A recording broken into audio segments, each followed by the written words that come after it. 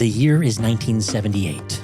Superman, the movie, soars into theaters to thunderous applause around the world. The popular culture of humanity is on a magical collision course where the fantastical imagination of our collective mind is finally realizing its true potential on the big screen, with legacy films such as 2001: A Space Odyssey 10 years prior, Star Wars nearly 10 years after that, and the original Alien movie in 1979.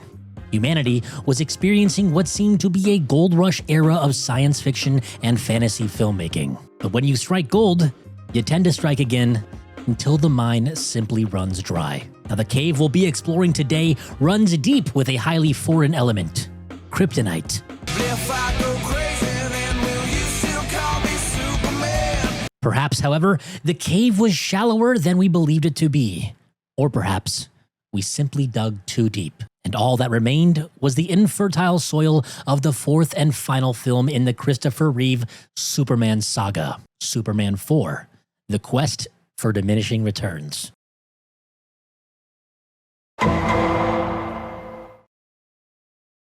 By the year 1978, an original film with a fantastic formula had already been brewing for years, waiting to spawn a legacy that would unknowingly and perhaps inevitably become tainted by the fruits of its own labor in the form of its final breath of life: Superman 4. The original film in question, 1978's Superman, will grow to be perceived as lightning in a bottle, a fleeting feeling that would be sought after until the glass was shattered and the magic had run dry. Bold choices were made to cast the spell that brought to life the Boy Scout in blue on the big screen. A director most known for his achievement in the horror genre, Richard Donner, the man behind 1976's The Omen, was at the helm of this new superheroic endeavor.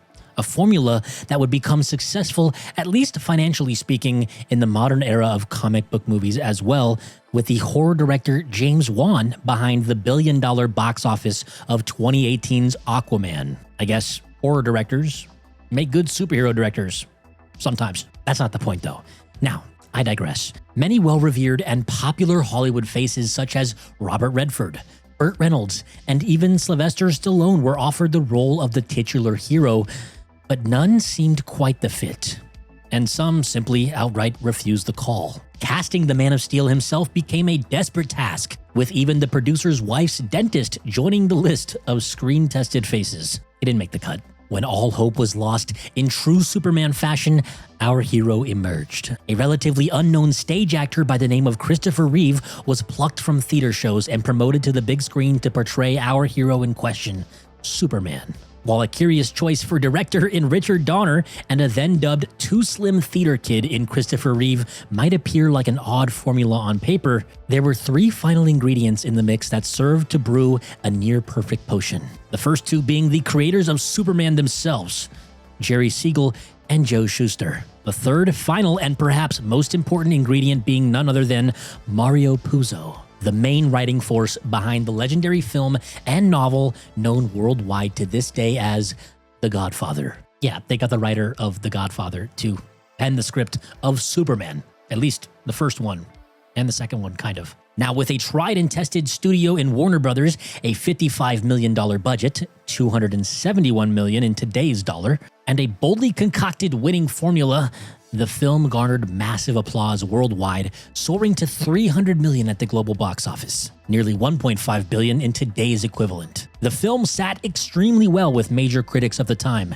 with even the great Roger Ebert dishing out 4 out of 4 stars, calling the film a pure delight, a wondrous combination of all the old-fashioned things we never really get tired of: adventure and romance, heroes and villains, earth-shaking special effects, and you know what else? Wit. This response, however, would perfectly encapsulate the key ingredients that went missing by the fourth and final installment.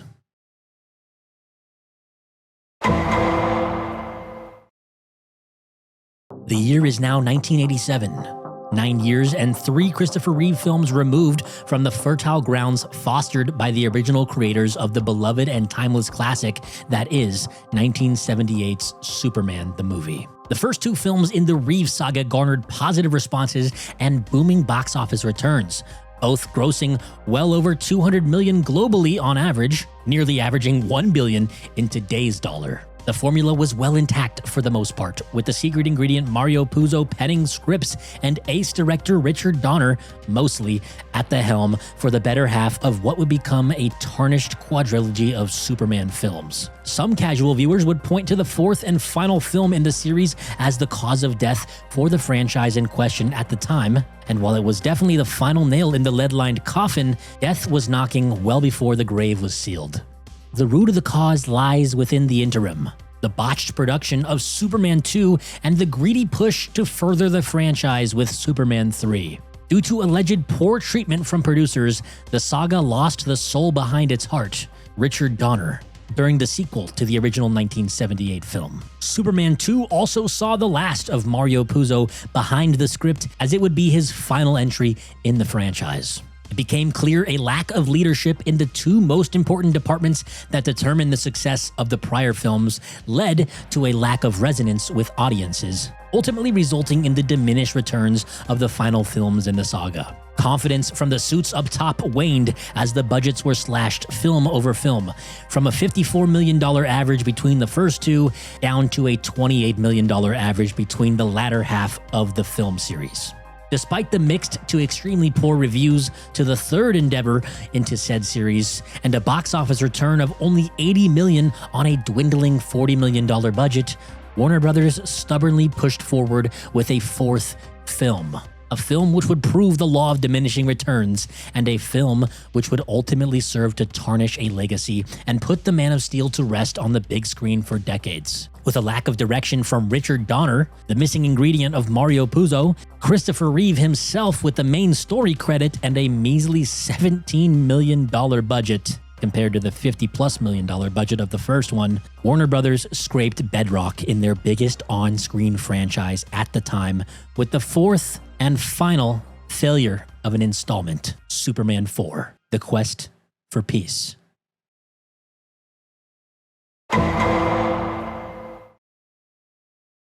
All right, guys, while I could wax poetic about the fatally flawed execution of the film in question and dive deeper into the behind the scenes to discover what truly played out with Superman 4, I feel it is far more valuable and entertaining to simply show you exactly how things played out on screen with this one. After all, watching a train wreck is far more impactful of an experience than finding out why it crashed in the first place. Am I right? I think I'm right. Honestly, we really took things way too seriously in the first part of this video, so let's kick back, loosen up, and break this film down scene by scene as we bear witness to perhaps the greatest downfall of a cinematic superhero franchise, by the way of Superman 4, The Quest for Diminishing Returns. The Quest for Peace. The Quest for Peace. The Quest for Peace. Roll tape, Jarvis. We begin the film with what feels like a 30-minute credit sequence. We jump in raw dogging the credits. Honestly, the other films before this had scenes leading up to the credits, so you actually got hooked into the movie. They're like, fuck it, we ball straight into the credits with this one. And if we pause here, we noticed one crucial detail and lack thereof. We're missing Mario Puzo, and Christopher Reeve as the main story credit. Probably best to keep Reeve as an actor because this is definitely the worst Superman movie to hit the big screen. We're going to find out how bad it is. Let's keep going. Now, this film came out well into the 80s, so you know it's going to be on some Cold War international tensions bullshit and improper fashion. The first words out of Superman's mouth are actually Russian, as he rescues Russia's very own Walmart Frank Sinatra cosplaying as an astronaut who lost his tether to a space station.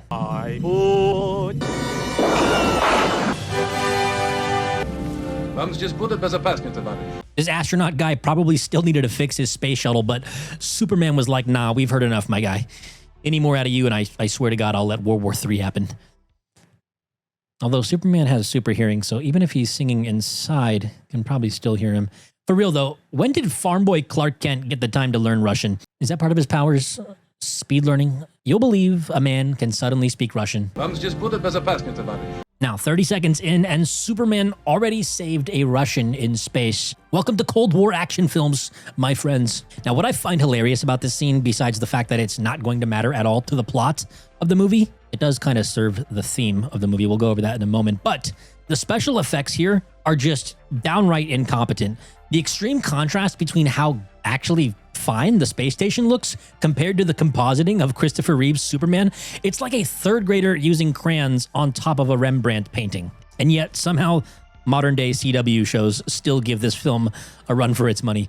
CW was interesting. Probably still better than this at its worst. The film then brings us back down to earth as we visit Clark at the Kent family farm, which is now up for sale.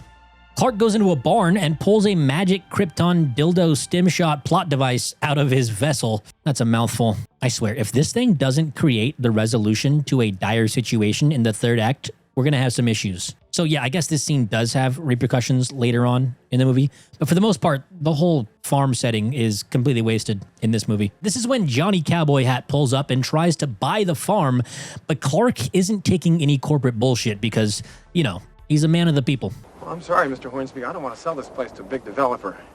Anybody who buys it has to want a real farm. He's a local guy, all right? He wants a true farmer to take over. The film really wants you to get into the American spirit mood, so Clark and Cowboy Hat Guy play some good old-fashioned baseball. It'll come in pretty fast. Hey, you never could hit a curveball. Also, for some reason, Clark offers his family keepsakes to this random dude. I was wondering, Mr. Hornsby, maybe you'd like to keep these.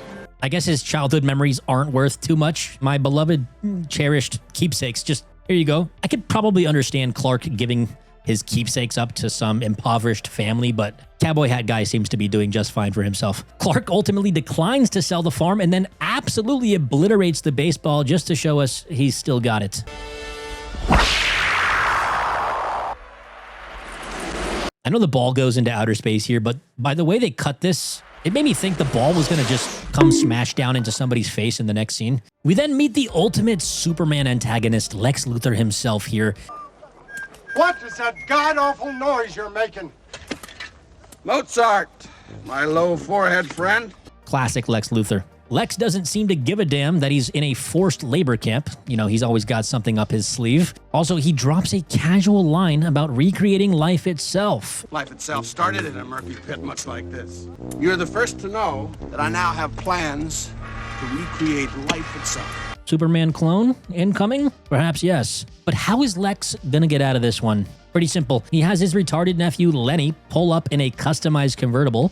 Somehow he traps the only 2 guards on site inside of it, extremely slowly, mind you, and then he drives it off a cliff using a Sony Walkman as a remote control. Launch. Yeah, that's the type of shit we're in here for, folks. It's gonna be a good one or a bad one. It's okay, though. The cops, they're completely fine. Right.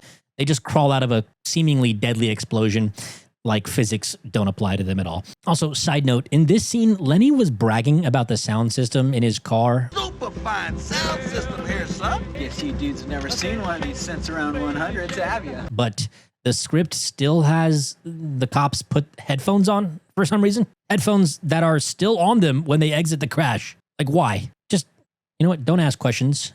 This movie's gonna fall apart at the simplest of questions, okay? Don't ask. Also, can we just give it up for my boy Lenny here?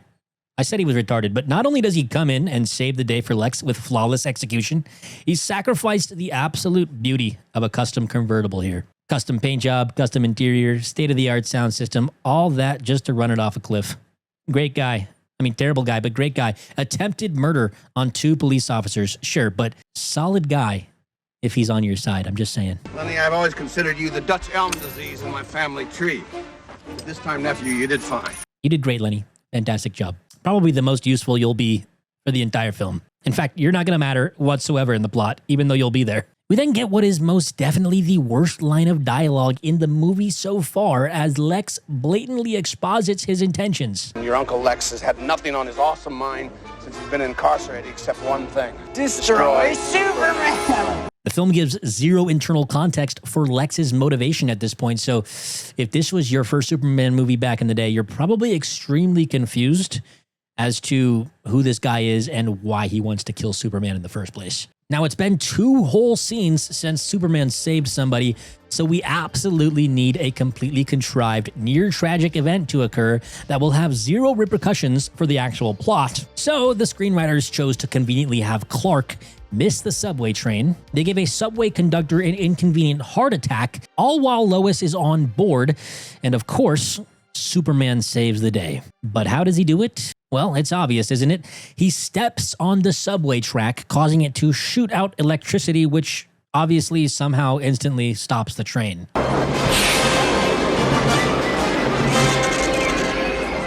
What do we do? Like, I don't even have to like break this down and make fun of it. Like, what are we doing here? What are we fucking doing here? I don't think Superman has electro powers, and I'm pretty sure his boots are likely made out of some non-conducting material. So what? How? Now, it's obvious they did not have enough budget or brain cells to make a compelling scene here. So they were just like, yeah, have Superman step on the track and the train stops. Put a lightning effect in there. They'll get it. Also, if we rewind, the first thing we see Lois Lane doing is learning French. Now, let's add this to the list of things that really need to matter later on in the story for it to be relevant. Willing to bet it won't be relevant. We'll find out. Clark now heads to work, but he's late because of the contrived subway thing. It's also revealed that there's a new owner of the Daily Planet, David Warfield. Abominable. Miguel Dave, voilà, Monsieur David Warfield. David Warfield. Now, Warfield and his hot daughter are here to spice things up and start generating actual profits for the Daily Planet by writing edgy articles with controversial headlines. The Daily Planet hasn't made any money in 3 years. What I have here are some mock copies of our new layout. Goody Two-Shoes Clark Kent is not down for clickbait, however, so he interjects, of course. The world isn't really on the brink. Isn't that headline irresponsible? We also actually learn why Lois is trying to speak French. Excusez-moi. You're spoiled, miss. Why is Lois trying to speak French? Yeah, why is she doing that? Does she have a trip to Paris for some sort of emergency ministers conference or something? I have a plane to catch to Paris for the emergency ministers conference and No, turns out Lois does indeed have a trip to France for an emergency ministers conference or something. But the new bitch on the block immediately shuts it down. not so fast. All trips are canceled. It's clear this new girl is going to be a competing love interest for Clark, and we'll get more development on that momentarily, but ultimately it's not going to fucking matter. Like, the love story in this is lackluster at best. Also, side note, by now it's clear the two major themes of this story are going to center around capitalistic greed and world peace. The first scene of the movie showing Clark saving some Russians in space, and the second scene showing him declining a corporate offer for the purchase of his family farm. And now we see the two themes collide here as a new sleazy capitalist has bought the Daily Planet to use it for edgy World War III clickbait headlines. It's dreadfully obvious this movie is just going to be capitalism bad, war bad, with little to no nuance. Likely one of the main reasons it got a resounding 3 out of 10 on IMDb. Clark then goes full Boy Scout reporter mode on Miss Warfield, the new owner's daughter, Lacey. We'll do our best to cooperate, but a reporter's first allegiance has to be to the truth. The people of this city depend on us, and we can't let them down. For as bad as this film is, at the very least, they get Clark Kent right. Hard to mess that up when you have Christopher Reeve, but yeah, that's not saying much, I guess. Like I said, it's obvious the two hottest babes of the movie, of course, have to fight over Clark, and we see that in this interaction with Lois Lane and Lacey Warfield. He's trustworthy, he's helpful, he's loyal, he's obedient. I just don't think he'd be attracted to somebody like you. Basically, Lois is saying, Clark's a nice guy, you're a piece of shit, stay away from my mans. She has like a secret crush on Clark and like an open crush on Superman, but she still doesn't know that Superman is Clark because she had her memory wiped in a previous film. Whatever, the film's a mess. Now, Mr. Warfield, the new owner of the Daily Planet, is going over expenses for air travel, and he asks why Clark doesn't get airplane tickets. Why are there no air travel expenses here for you, Mr. Kent? Well, I usually get airsick, sir, especially when it's bumpy. This is a funny little joke, I guess, implying that Clark probably just flies himself on work trips, but also, why? Is he just flying around with suitcases in the open? Why wouldn't he just take the plane with everyone else to lessen suspicion? I mean, he takes other forms of public transportation like the subway in the beginning of the film. I guess planes are where he draws the line. Maybe he's offended that they can fly too.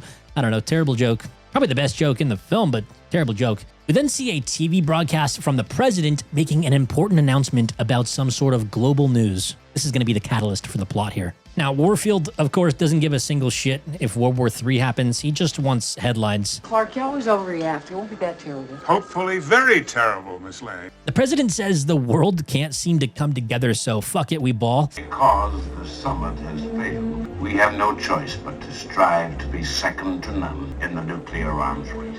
Basically, The United States is going to build the most nukes out of any country, of course. In a terribly lame attempt at world building, we cut to a classroom of kids watching the same broadcast. Now, I know you're all upset by the crisis. Upset by the crisis. You're telling me these kids in maybe, what, 3rd grade are upset by the crisis? I don't think they even understand what's going on. Like, I didn't see a single reaction out of any of them, except for this kid. This kid looks like he read the script and knows he's about to be in the lowest rated Superman movie on IMDb. And for some godforsaken reason, the teacher asks the students if they can do anything to help the global war crisis. The best thing we can do is to try to think positively. Now, is there anything we can do? Doesn't anyone have a suggestion?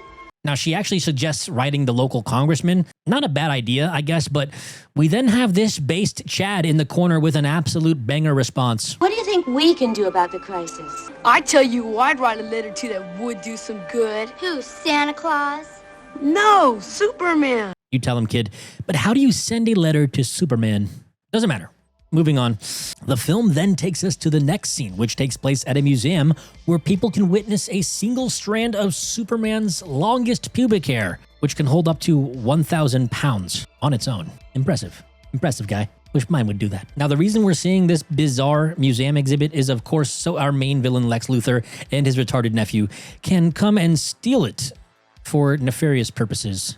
Of course. Lenny here was born on the wrong side of the operating table, so he thinks a flying wig might be useful, but Lex assures him it's for a much more important cause. You can make a toupee that flies. With my genius, I can create a being who's more powerful than him.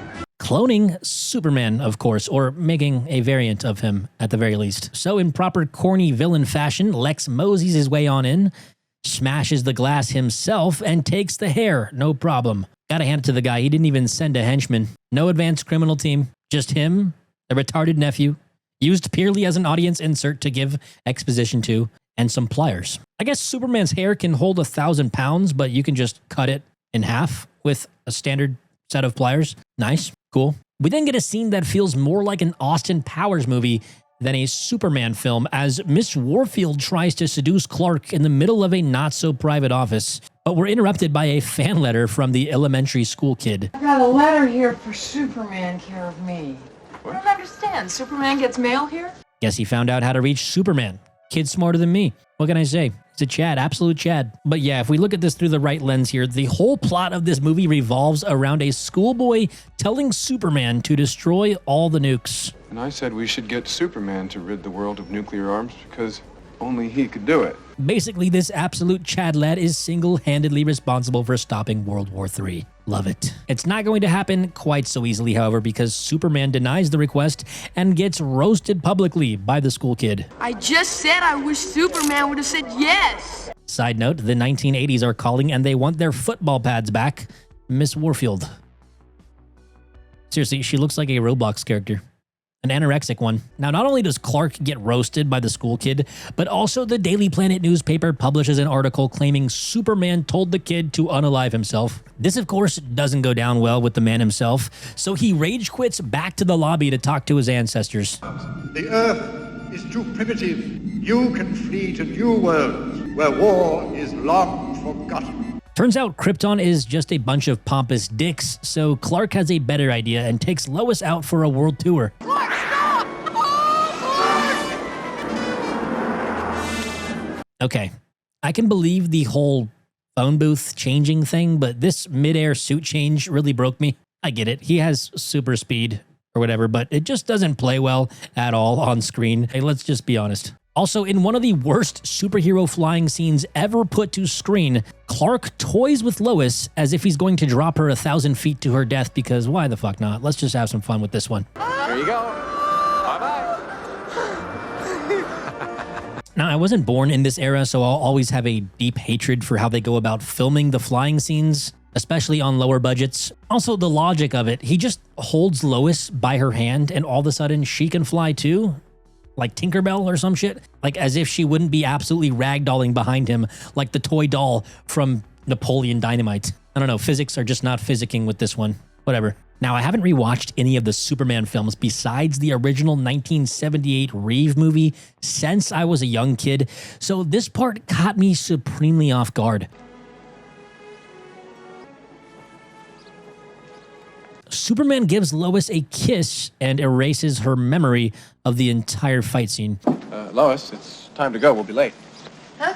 What am I doing out here freezing my butt off? Now, maybe Superman kissed me because I forgot all about this superpower. It's a real power. Now, I was operating under the impression that Lois was pretending not to know Clark was Superman this whole time to help protect his identity, but I guess she just had her mind wiped by a makeout session in one of the previous films. Interesting. Now, the next day, Clark decides to participate in a world summit, appearing as Superman, but he needs a country to sponsor him. Madam Secretary, I don't represent any country, but I'd like to address the delegates. You will need a sponsor. I believe that will do. Oh, that was easy. The entire world was like, hell yeah, let's see what this guy has to say. He might be onto something. You know, the guy who constantly saves humanity. Yeah, he might be onto something. He then drops this absolute nuclear bombshell of a line on the summit. I'm going to do what our governments have been unwilling or unable to do. I'm going to rid our planet of all nuclear weapons. Gonna rid the world of all nukes. And that's it. Movie's over. World peace problem solved. Just kidding. We're not even halfway done with the movie, so let's get this going. So next, Superman does the only logical thing and traps all of the world's nukes in a single fishing net, spins them around like he's fighting Bowser in Mario 64, and launches them into the sun.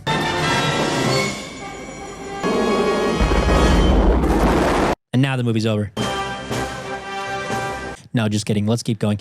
Nothing to say here. Really just a fantastic piece of on-screen Superman lore. Not gonna lie, like a bunch of nukes in a net, tossing them at the sun. Like, what more can you ask for in a Superman film?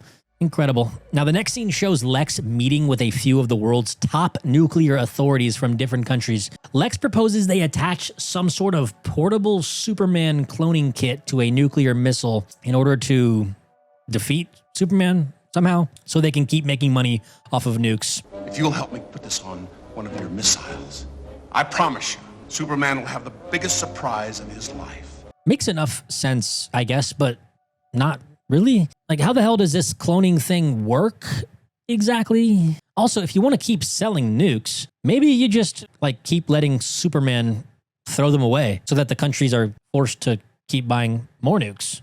Maybe Superman is good for business. Like, he's going to keep world peace, and he's going to keep replenishing the need for nukes. Because if you don't have nukes, you got to get more nukes. Lex Luthor might be retarded in this movie. Now, Lex somehow gets access to a private military nuclear launch test. But yeah, the plan worked. Nuke hits the sun, and out comes an evil Superman with the epitome of a 1980s haircut and suspiciously long fingernails, just so we know the guy's an absolute menace. Meanwhile, Clark is doing yoga. He fakes a back injury. Clark, are you okay? And then proceeds to hit a bodybuilder pose for God knows why. What a bizarre series of events we have here. Now, the series of unfortunately awkward events continues as Clark gets challenged to a shoulder press, which he has no problem performing. Oh, I guess your friend doesn't know his own strength. But then he gets challenged to a barbell lift and goes back to being an absolute pussy. Oh no. Here, try this one. Clark. Only for him to then go back to being a Chad just so he can embarrass the douchebag gym trainer guy right after being nice. No, Clark. Clark, goes the other one. No pain, no gain? No pain, no gain. Ironically, what I'm telling myself while attempting to get through this shit pile of a movie. It's awful. Now, the only point of this scene was for Clark to get invited to a dinner date with Lacey and Lois and Superman. He's got to be both Superman and Clark in one of these upcoming scenes. It's going to be absolutely fucking stupid. I promise. We then finally get to meet the myth, the legend, the ridiculous plot device of a character now dubbed as Nuclear Man. It's beautiful. It's perfect. Welcome home, Nuclear Man. So let me get this straight. Lex Luthor and his god-awful retarded nephews sent a cloned flesh sample and a piece of cloth on a nuclear rocket into the sun, and it shat out a fully kitted discount Val Kilmer that can light cigars with his fingertips. Fantastic. 0 notes. Nothing to say. The power of the sun has given him internally generated heat. Oh, the power of the sun gave him heat. Okay, good to know. Thanks for the super scientific breakdown, Lex. The sun gave him sun powers. Understood. Now, you'll never guess what happens next. Unless your guess was Nuclear Man calling himself daddy and shooting a tornado beam at Lenny. I am the father now. What is that?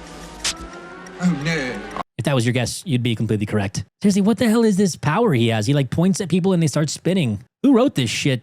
Definitely not Mario Puzo. This ain't no Godfather. Now in this scene, we find out that Nuclear Man's weakness is being away from the sun as he shuts down from being too cold indoors. Also, Lex uses his pinky ring to reflect the sun at him for like half a second and he gets back up momentarily. Nobody's perfect.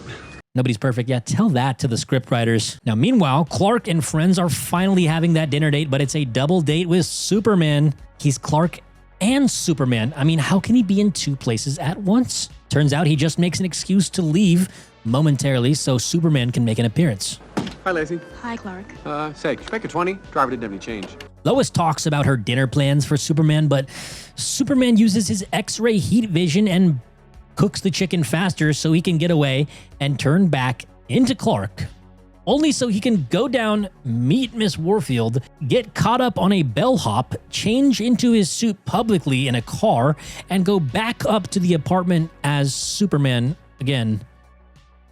Seriously, this whole scene is an absolute convoluted mess. It goes on way too long, just way too long. Now, for some reason, Miss Warfield does not chase after Clark, and she just heads back up the elevator to the apartment. Then magically the doorbell rings with no one on the other side.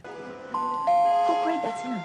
Giving Superman a perfect excuse to change back into Clark and meet the girls at the door. This is the most annoying scene I've witnessed in superhero history, and I watched MODOK in Ant-Man 3. There is only MODOK! This makes MODOK look like the Godfather. Seriously, guys, this bit just goes on far too long, and it serves zero purpose to the plot. Like, it's just there for funsies. Just a pure waste of time.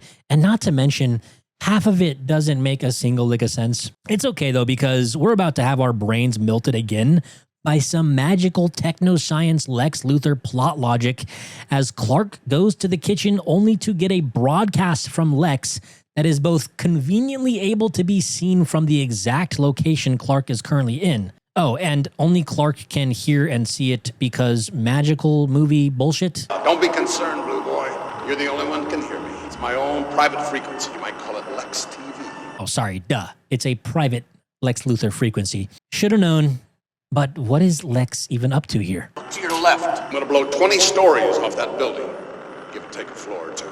Oh, I get it. Lex's ultimate plan is to draw Superman out with an act of terrorism so he can have him fight Nuclear Man. Curious. Anything to get us out of this godforsaken apartment scene, I guess. Turns out there's no bomb at all, and it was just a ruse for Superman to show up to Lex's apartment, where we get the world's worst compositing shot as Lex introduces Superman to Nuclear Guy. I can only assume you must have hidden a device of some kind in one of those missiles I hurled into the sun. And yeah, Clark read the script, so he knows exactly how Lex created this guy somehow. Also, Lex drops a devious bar on Superman here. I want to propose a toast to a nice guy who's about to finish last. Nothing to say here, just perfect 1980s comic book accurate Lex Luthor dialogue. Man's a menace. Lex also reveals his big plan here is to kill Superman and then begin selling nukes back to all the countries because money. The end of Superman. With this guy and you gone, I'm going to make a fortune rearming the world. Just really compelling stuff. This guy's basically just Dr. Evil in this movie. In fact, Dr. Evil and his evil son was heavily based on this movie's Lex Luthor and his nephew, Lenny. Anyways, the fight between Superman and Nuclear Guy begins as they fly to China so we can sell more tickets overseas. They destroy an incredibly important piece of Chinese history so we can also offend more people overseas. And apparently nobody is more impressed with the Great Wall of China than white people, so they're basically the main NPCs we see in the background. Oh, and while we're pissing off foreign countries, let's add Mexico to the list because Superman can now build a wall with his eyes in a matter of seconds.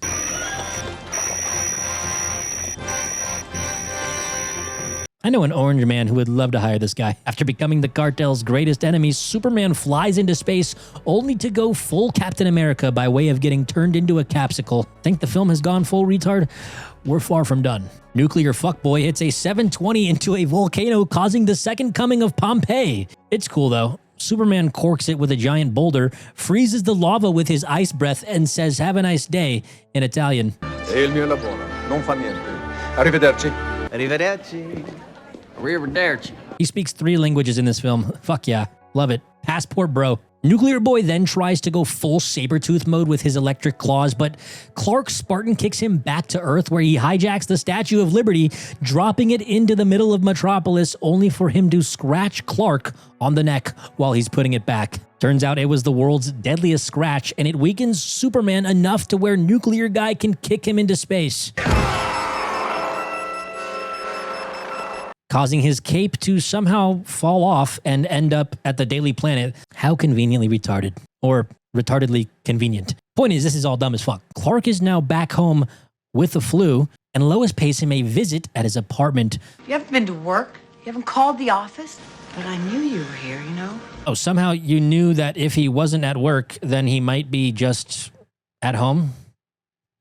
Wild intuition you have here, Lois. You should be a reporter or something. Lois then starts crying to Clark about things she would say to Superman. And I never expected anything in return. And no matter how few minutes I saw him for, it always made me happy. And Clark tells Lois to kindly piss off so he can get back to being Superman. I'm pretty tired, you know, so I think I'll just rest here for a while, okay? After all, we still have a magical green glowing crystal kryptonite dildo stim shot to use to solve the plot. Also, Superman has been gone for like 30 seconds, and Lex has already sold millions of dollars in nuclear weapons, as we can tell by the literal cash piles he now has at his place, along with his nuclear authority government cohorts. Now he gets rid of these guys within less than 2 minutes and scares them off by burning a $100 bill with Nuclear Dude's heat vision. You're fired! Okay. We then cut back to Clark on the brink of death, and he's aged about 20 years in 2 hours because he got scratched by the evil guy. But remember, kryptonite stim shot. Yeah, we're going to use that to get Superman back on his feet. Meanwhile, Nuclear Guy is doing solar yoga, but gets a hard-on for Miss Warfield on the cover of this newspaper, so he flies to the Daily Planet to find her, only to meet up with, you guessed it, Superman. Where is the woman? Give it up, you'll never find her. I guess Superman did hit Chekhov's Kryptonian stim shot off screen, and he's back to full health in perfect timing for a good old climax with dollar store Val Kilmer. Now that's hot. No, literally, shit is getting hot out here as Nuclear Guy proceeds to lay waste to the streets of Metropolis with fireballs. Side note, we get this hilarious special effects shot here of Nuke Man launching a police officer backwards. But if you pay close attention, even remotely, you can tell it's just a reverse shot of a guy hopping over the hood of a car. It's abundantly clear that the stunt budget went straight to the massive amounts of fireball destruction, so they couldn't afford to put the guy on wires or something less obvious than simply reversing the shot. Let's see what other incredulous shit plays out on screen. A Nuclear Guy tornadoes a SWAT car, and he melts a guy's gun barrel, literally giving it projectile dysfunction. Yeah, my jokes are awful, but nothing compares to this screenplay, okay? I'm like frickin' Shakespeare in comparison. Anyways, Nuke Man is far too horny for the girl, so Superman finally gives in and agrees to take him upstairs, or up the elevator, to meet her. Well, actually, he doesn't invite Nuke Man into the elevator.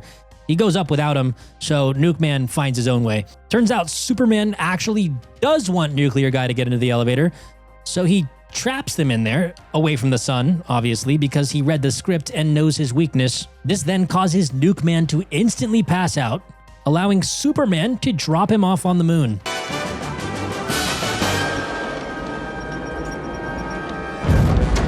Could have tossed him into the sun, or could have tossed him infinitely into space. But no, just drop him off on the moon real quick.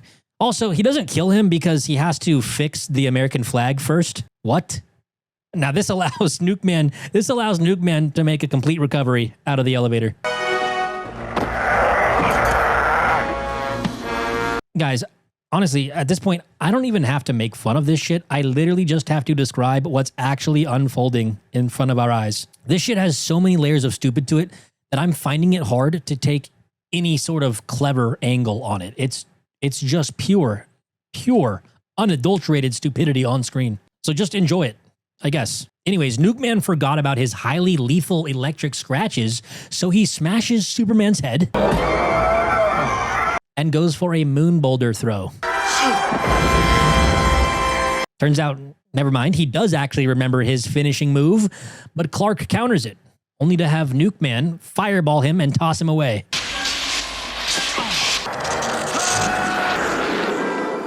All good though, because Clark comes back only to then get buried in the sand by Nuke Man like a human railroad stake.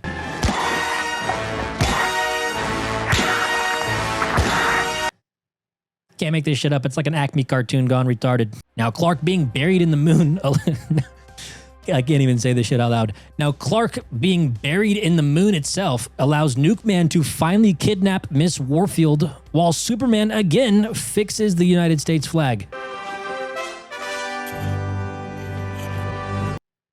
Nuke Man then flies into outer space with a regular human being.